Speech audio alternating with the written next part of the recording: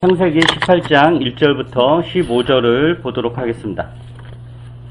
창세기 18장 1절부터 15절입니다. 많이 긴데요. 제가 몇 절만 읽고 오늘 설교를 하도록 하겠습니다.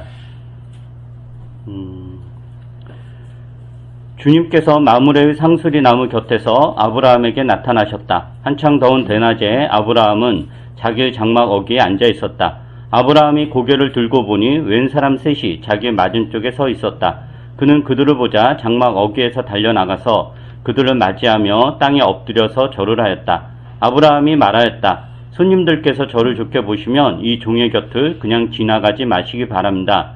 물을 좀 가져오라고 하셔서 발을 씻으시고 이 나무 아래에서 쉬시기 바랍니다. 손님들께서 잡수실 것을 제가 조금 가져오겠습니다.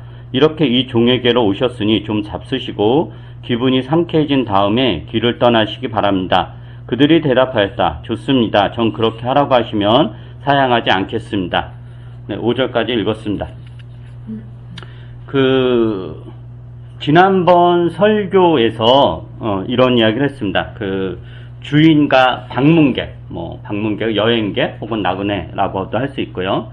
이 주인과 방문객의 관계에서 보통은 이제 주인이 갑이고 손님이 을이죠. 그러니까 방문객은 그러니까 오랜 여행을 하다가 쉴 곳이 필요해서 어느 집이든지 두들기고 쉴 곳을 먹을 것을 이제 요청합니다. 부탁을 하는 거죠. 집주인에게 도와달라고 이제 청을 하는 거예요. 그리고 주인은 당연히 방문객의 요구를 들어줄지 말지에 대한 결정권을 가지고 있습니다. 주인이 거절하면 그 손님은 못 들어오는 거고 주인이 허락하면 이제 들어오는 거죠. 그래서 이런 관계에서 주인은 이제 호의를 베푸는 사람이고 방문객은 그 호의를 간절히 기다릴 수밖에 없는 이렇게 사람이 됩니다. 그래서 두들겼는데 주인이 기다리세요 하면은 언제 응답이 올지 모르면서 몇 시간이고 그 앞에서 기다릴 수밖에 없는 그런 관계죠. 갑을 관계인 거예요. 주인과 손님의 관계가. 그런데 우리가 이제 지난번 설교에서 살펴보았듯이 창세기 18장에서 아브라함과 방문객의 관계는 이제 그런 관계가 아니다라고 이야기를 했습니다. 오히려 아브라함이 방문객에게 먼저 머물러 달라고 강력하게 요청을 하고 방문객은 아브라함에게 호의를 베풀어 아브라함의 요청을 들어주는 것. 즉 아브라함이 호의를 베푸는 것도 있지만 그것보다 방문객이 아브라함의 집에 머무는 게 방문객들이 아브라함에게 베푸는 호의였다라는 거죠. 그래서 이제 아브라함의 요청을 들어주는 관계예요. 그래서 이게 이제 성경이 이야기하는 환대다라는 이야기를 지난번 설교에서 살펴보았습니다. 그 다음에 또 이제 신약 성경에서는 하나님 나라를 종종 이제 잔치에 비유하는데 잔치. 그래서 누가복음 14장에 나오는 잔치 비유를 보면은 그 잔치를 주인이 베풀었잖아요. 기억나시는 분은 알겠지만은 근데 그 잔치를 베푼 주인이 그 비유 내용을 보면은 잔치를 베푼 주인이 갑이 아니라 잔치에 초대받아 참여하는 사람들이 갑이 되는 관계다라는 것을 알 수 있어요. 그러니까 주인은 자기가 이제 많은 음식을 준비하고 수많은 사람들을 동원해서 엄청나게 큰 잔치를 베풀었어요. 그리고 손님을 초대하고. 그런데 초대한 손님이 아무도 안 오는 거예요. 그럴 때 누가 급하겠어요? 주인이 급한 거죠. 손님이 안 오면 이 음식 다 썩어 버리는 거고. 그리고 이 잔치에 손님이 아무도 안 왔다 그러면 이 주인의 명예가 얼마나 엉망진창이 되는 거겠어요. 그러니까 이 주인 입장에서는 어떻게 해서든지 누가 오든지 간에 잔치 자리에 사람을 앉히려고 하는 것이고, 그래서 그 잔치에 참여한다라는 것은 역설적으로 잔치를 베푼 주인을 도와주는 것, 즉 잔치를 베푼 주인에게 호의를 베푸는 관계가 됩니다.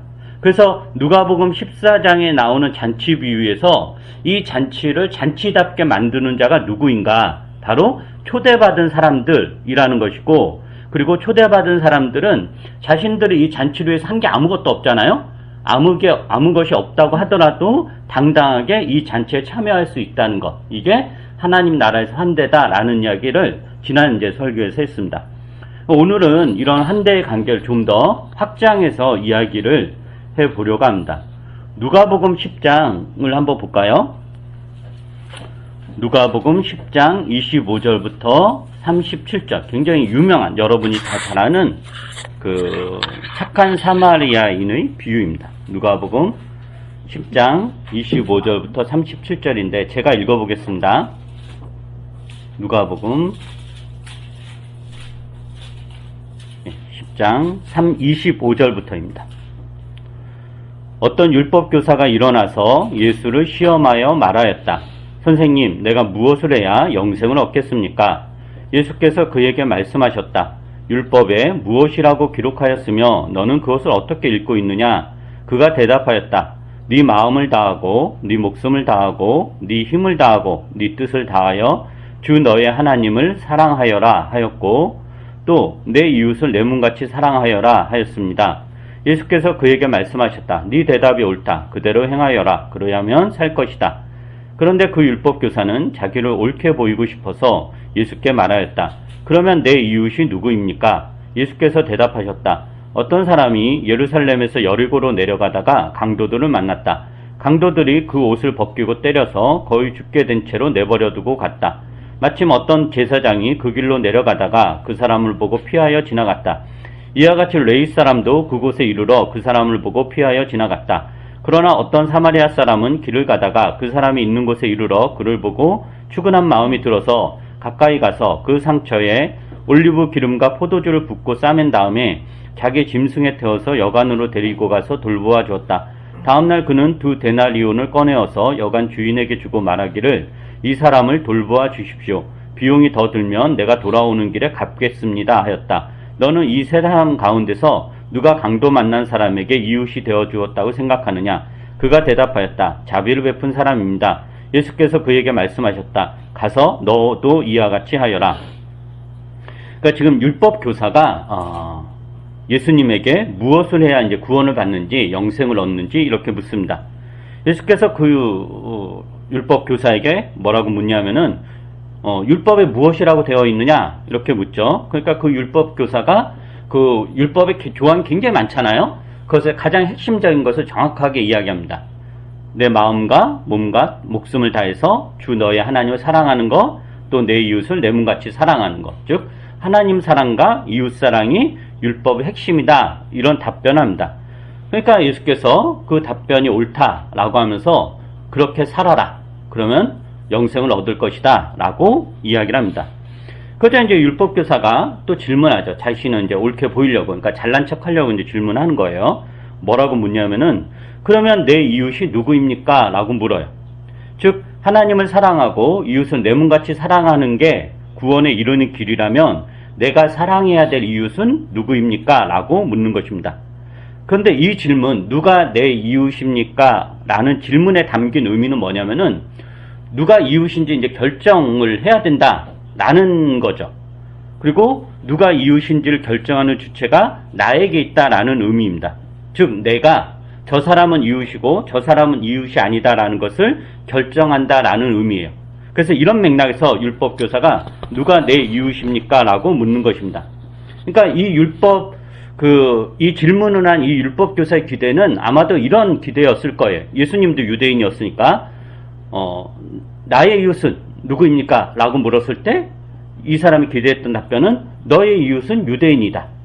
너의 이웃은 율법을 지키는 사람들이다. 너의 이웃은 하나님을 경외하는 사람들이다. 너의 이웃은 경건하게 사는 사람들이다의 답변이었을 거예요. 그게 이제 당시 유대교의 그 맥락에서 맞는 이야기죠. 유대인들은 이방인을 개같이 취급하고 또 이 비유에서 나오는 사마리아인은 유대인과 이방인의 혼혈 민족이에요. 그래서 유대인들이 이방인들보다 더 개같이 보았던 부류인 거예요. 그러니까 일종의 배신자라고 여겼던 거죠. 우리도 일제시대 때 제가 일제시대 안 살아봐서 모르겠지만 보통 우리가 생각하기로는 일본 사람들보다 더 미워하는 사람이 일본 앞잡이, 한국인인데 일본 앞잡이 더 미워하잖아요. 더 싫어하고. 그런 것처럼 이제 사마리아 사람이 이제 그런 취급을 이제 받은 거죠. 그러니까 이 유대 사람이 이 율법학자 예수님에게 기대했던 답변은 너의 이웃은 너의 동족 이스라엘 사람이다. 너의 이웃은 율법을 잘 지키는 사람이다. 뭐 이런 걸 원했을 거예요. 근데 이제 예수님께서 이 율법 교사의 질문에 직접 답을 하지 않아요. 직접 답을 하지 않고 비유를 들면서 오히려 이 율법 교사에게 대묻죠. 예수님이 이제 예루살렘 이런 비유를 들어요. 예루살렘에서 여리고로 내려가다가 강도들을 만나서 이제 가진 거 다 빼앗기고 흠씨 두들겨 맞아서 이제 죽기 일보 직전 사경을 헤매는 이제 사람에 대한 이야기를 해요. 그 사람이 이렇게 죽기 일보 직전이어서 쓰러져서 그러고 있는데 제사장이 이제 지나갔는데 그냥 본체 만취하고 지나가고 모른 척하고 지나가고 그 다음에 레위인도 지나갔는데 본체 만취한테 지나가고 그런데 유대인들이 개같이 여기던 사마리아 사람은 지나치지 않고 극진하게 돌봐서 이제 그 사람을 살려줬다라는 이야기를 해요. 비유를. 그러면서 예수님이 뭐라고 이 사람에게 대답을 하는 게 아니라 묻죠. 뭐라고 묻냐면은 누가 이 사람의 이웃인가? 라고 물어요. 그러니까 다르죠. 율법교사는 뭐라고 물었냐면은 누가 내 이웃입니까? 라고 즉 한계를 설정해달라. 내 이웃의 한계를 설정해달라. 그래야지 내가 내 이웃은 내 문고처럼 사랑할 거 아니냐? 라고 이제 묻는 거라면은 예수님은 그거에 답변하는 게 아니고 즉 율법교사의 입장에서 이웃을 설정하는 식으로 답변하는 게 아니라 도움이 필요한 이 사람의 입장에서 누가 이 사람의 이웃인가 라고 묻는 것으로 이웃은 네가 결정하는 게 아니라 도움을 필요로 하는 사람이 결정하는 것이다 라고 이야기합니다. 그러니까 율법교사는 이웃의 한계를 설정하고자 하는 거죠. 이스라엘 사람들, 율법을 지키는 사람들, 혹은 정통파 유대인, 뭐 신앙의 순수함을 지키고 사는 하나님의 백성들, 이런 식으로 자신이 이웃을 규정하고 그리고 그렇게 규정한 이웃을 자기 목숨처럼 사랑하고 그리고 그 경계 밖엔 즉 이웃으로 설정하지 않은 바깥의 사람들은 미워하고 싫어하고 착취해도 괜찮다고 여겼을 것입니다. 그럴 때 그렇게 살아왔으니까. 그리고 그게 이제 구원의 길이다, 영생의 길이다라고 여겼던 것이죠. 근데 예수님의 답변은 전혀 달라요. 뭐라고 하냐면은 누가 이 사람의 이웃인가? 라고 묻는 것으로 이웃의 한계를, 경계를 네가 결정하는 것이 아니다. 즉 내가 내 몸처럼 사랑해야 될 이웃은 내가 결정하는 것이 아니라 타인이 결정한다는 것. 도움을 필요로 하는 사람이 결정한다라는 것입니다. 그래서 이 관계에서도 우리가 지금 아브라함과 그 방문했던 손님과의 관계하고 연결을 해보면은 이 관계에서도 도움을 주는 자와 받는 자의 관계가 역전이 됩니다. 영생을 얻기 위해서 어떻게 해야 돼요? 이웃은 내 몸처럼 사랑해야 되죠. 근데 그 이웃을 내가 결정하는 것이 아니라 이웃이 결정한다는 것. 즉 사랑을 하는, 도움을 주는 내가 결정하는 것이 아니라 사랑을 받는, 도움을 받는 타인이 나의 이웃이 되어주어야 된다는 것. 그리고 그가 나의 이웃이 되어주지 않으면 내가 영생에 들어갈 수 없다라는 것. 이런 맥락에서 여기서도 갑을관계가 바뀐다라는 것입니다.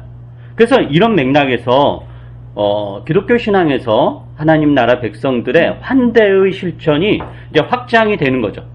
내가 내 이웃을 결정하고 그 이웃을 환대하는 것만이 환대가 아니라 내가 환대를 해야 될 타자는 내가 결정하는 것이 아니라 내가 만날 혹은 나를 찾아온 타자라는 것.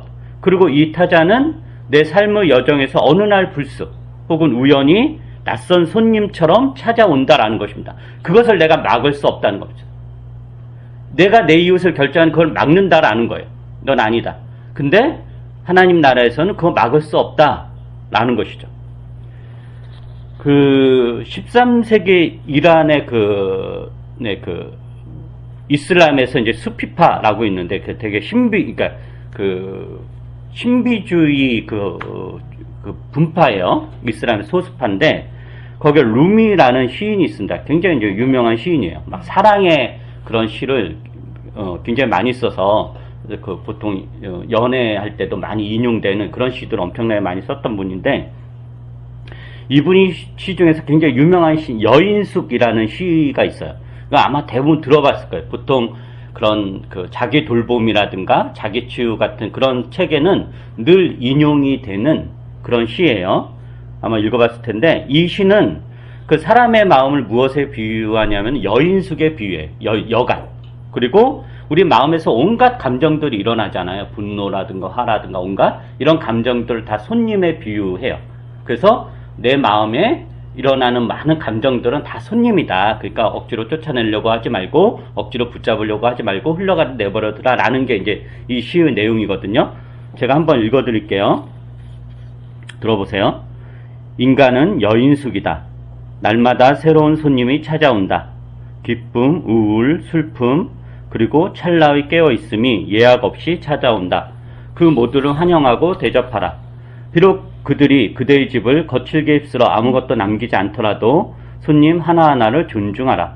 그들이 그 방을 깨끗이 비워 새로운 기쁨을 맞아들이게 할 것이다.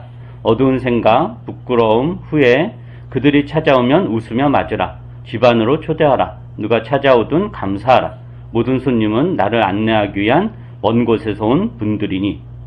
그러니까 이 시는 사람의 마음 안에 일어나는 수많은 감정은 이제 손님으로 비유해서 그 손님들을, 그 감정들을 환대하라.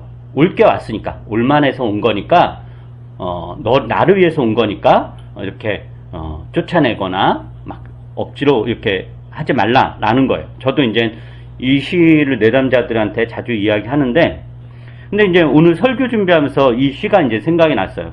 그러면서 어떤 생각이 들었냐면은, 누가 내 이웃입니까? 라고 묻는 율법학자에게 예수님이 누가 이 사람의 이웃이 되어 주었느냐? 라고 그 질문을 이렇게 꺾고 되묻죠. 그러면 이 말은 우리가 이웃을 결정할 수 없다라는 거고, 그래서 이런 맥락에서 우리 인생이 여인숙이 아닐까라는 생각이 들었습니다. 사람과의 관계에서. 즉 우리의 삶에, 우리의 인생 여정에 시시때때로 타인이 들어오죠. 이웃이 들어와요. 그런데 어떤 이웃이 올지를 우리는 알 수 없다라는 거죠. 우리는 내가 결정하기를 원하죠. 내 이웃이 누구이기를 내가 결정하기를 원하죠. 가리고. 근데 우리가 인생을 살면서 내가 만나는, 내가 접하는 이런 거는 내가 결정할 수 없잖아요. 그거는 정말 우연스럽게 랜덤으로 막 일어나는 일들. 근데 나는 그런 일들에서 끝까지 내가 주도권을 잡고 누구는 쳐내고 누구는 맞아들이고 하려고 한다라고 하는 거예요. 근데 우리가 만나는 이웃은 그렇게 할 수 없다라는 거죠.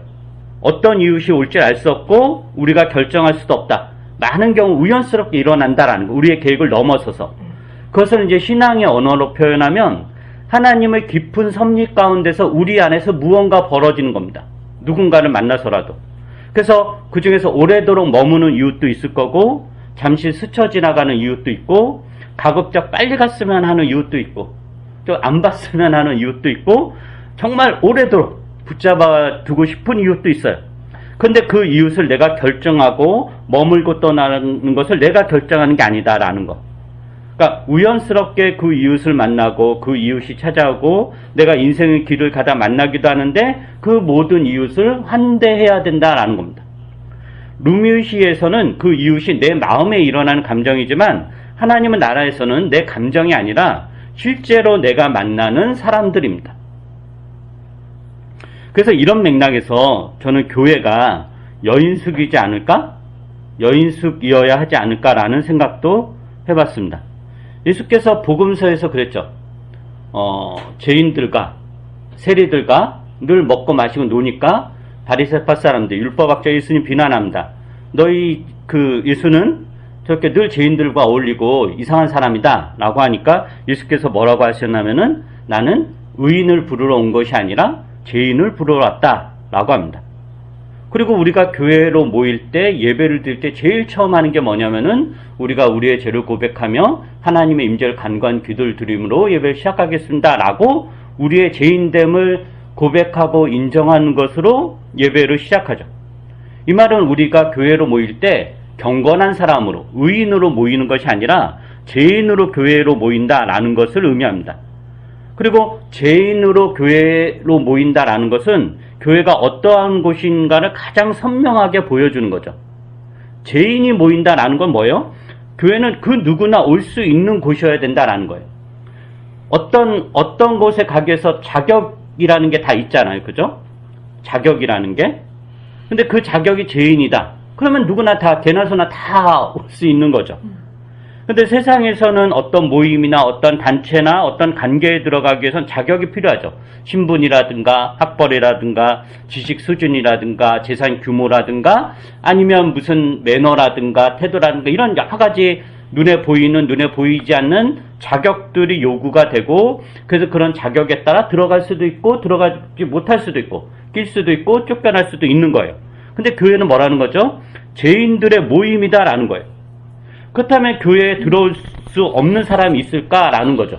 아무도 없다는 거예요. 누구나 다 들어올 수 있다는 거죠. 그래서 교회는 담이 없으며 여인숙처럼 누구나 와서 머물 수 있습니다. 여인숙은 손님을 가려받지 않습니다. 호텔은 가려받겠죠. 호텔은. 그러니까 다행히 이 시 제목을 호텔이라고 하지 않고 여인숙이라는 건 너무, 지금은 여인숙 없잖아요? 있어요. 그쵸. 근데 지금 우리 젊은 세대 중에서 여인숙 개념은 없을 거예요. 근데 저 때만 해도 여인숙이라는 그런 게 있었어요. 이거 손님을 가려받지 않죠. 장기 숙박을 하든지 단기 숙박을 하든지 간에 누구나 와서 머물 수 있습니다. 그래서 우리는 교회에 오는 사람들을 골라서 받을 수 없죠. 그리고 누군가 오는 것은 우연이에요. 이것을 하나님의 섭리, 신비라고 표현할 수도 있고 그냥 그냥 인간적인 시각으로 하면 우연이다라는 거예요. 시기를 우리가 결정할 수도 없고 대상을 결정할 수도 없습니다. 우연히 일어나는 일입니다. 떠나는 사람을 떠나지 말라고 강제로 올가맬 수도 없습니다.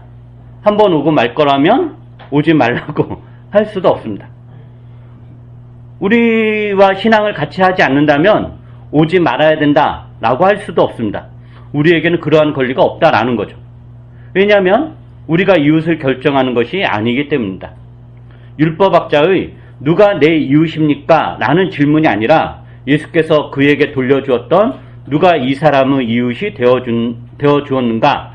라는 질문이 우리가 받아야 될 질문이고 실천해야 할 한 대의 내용이기 때문입니다.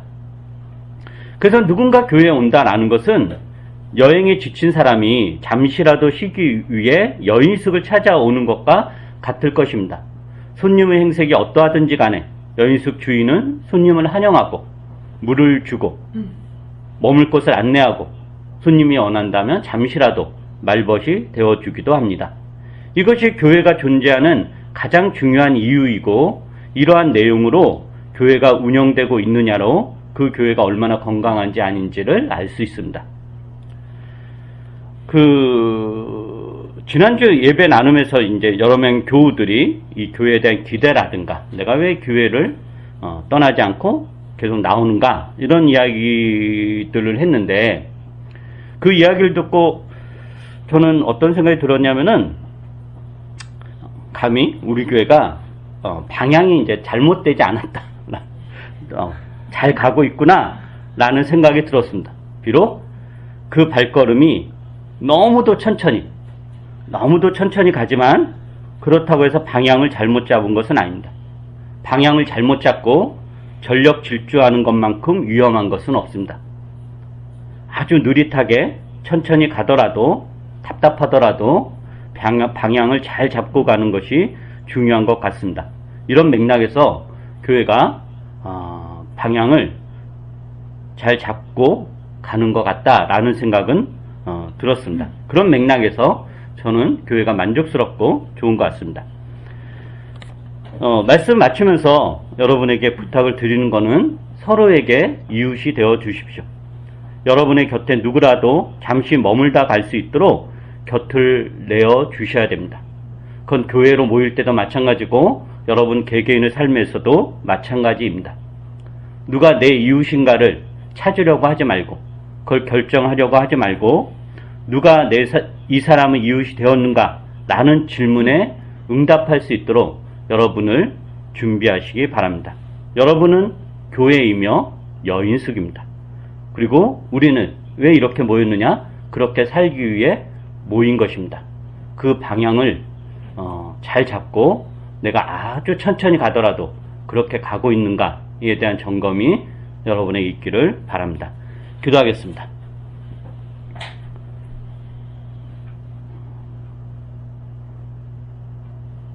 우리의 이웃이 되어주신